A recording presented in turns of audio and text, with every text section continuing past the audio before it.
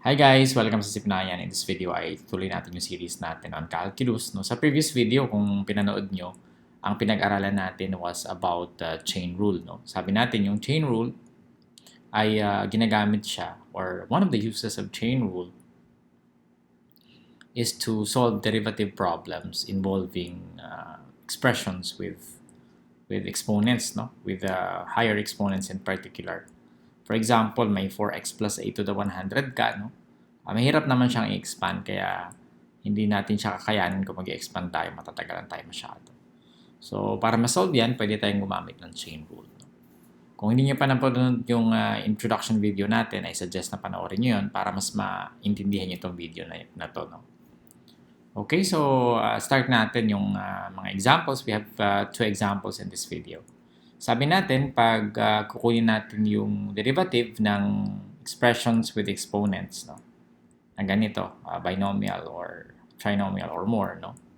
With more terms, we let the expression be equal to u. So u equals 4x plus 8, which means that yung y natin, since u ito, magiging u cubed siya because of 3 here, di ba?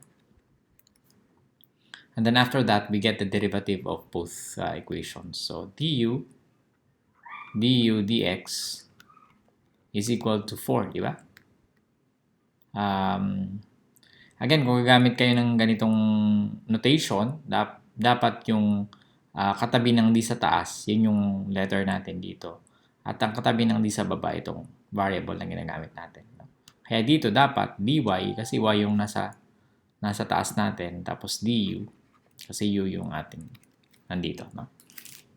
Okay, so that's dy du equals 3u squared. No? So binaba natin yan, and then binawasan natin to ng isa by the power rule. No? And here, no, ito yung formula na pinag-aralan natin sa previous video. So this is dy dx is equal to dy du, no, times du dx. By the way, hindi yan kinakancel, no? Hindi natin yung kinakancel, kaya siya naging ganito. Nagkataon lang na ganyan siya. But maybe I'll discuss the notation, no? Yung details niyan later. So dy du is 3u squared, no?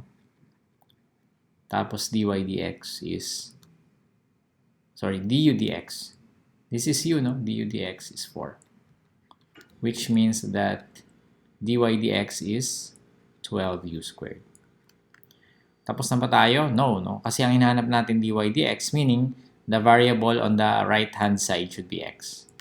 So, kaya dapat i-substitute natin yung original value ng u dito. No? So, this is equal to 12 times 4x plus 8 squared. So, this is dy dx. Tanong, i-expand pa ba natin yan? No? Depende sa teacher ninyo, no? May mga teachers kasi na sabi nila pag madali lang i-expand natin. Pero kung ako, okay na sa akin to. No? So, depende sa teacher ninyo. You have to ask your teachers na, of course, obviously, pag malaki yung power dito, like, mahirap siyang expand, as is yan usually. No? So, depende na yan sa teacher. Next, we have another example. So, gagawin natin, let u be equal to 2x cubed minus 3x, no? And then, ang y natin ay equal to u to the fourth, no? So, magiging du dx is equal to 3x squared. Sorry. Magiging baba natin to, di ba? So, magiging 3 times 2 is 6. And then, babawasan natin ang isa. 6x squared. And then, minus 3, no? Derivative ng 3x ay 3. And y equals the derivative of y with respect to u, or dy du, is equal to 4. Bababa natin to, then babawasan natin yung exponent. Okay. Again, hindi ko na in-explain yung derivative, no? Kasi abutin tayo ng siyam-siyam. Ang assumption ko dito is alam niyo na yung derivative niyo. You have to study how to get the derivative.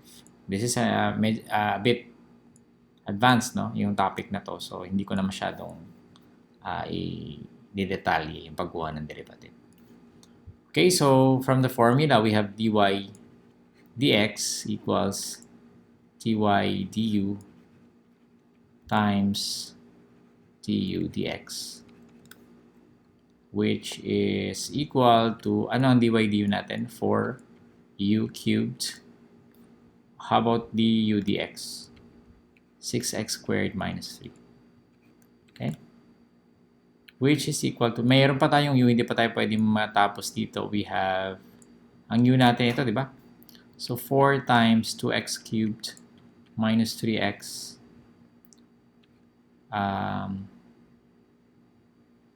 to the, di siya to the fourth, but cubed, times 6x squared minus 3. Okay, sa akin okay na to pag ganito. O, kung gusto nyo, pwede nyo i-substitute ito. Oh, sorry, i-distribute pala ito dito. So, magiging 4 times 6x squared minus 3 times 2x cubed minus 3x. Quantity cubed. Okay, so if you want, you can distribute, magiging 24x squared minus 12. Pwede naman yun. But then again, para sa akin, okay na siya.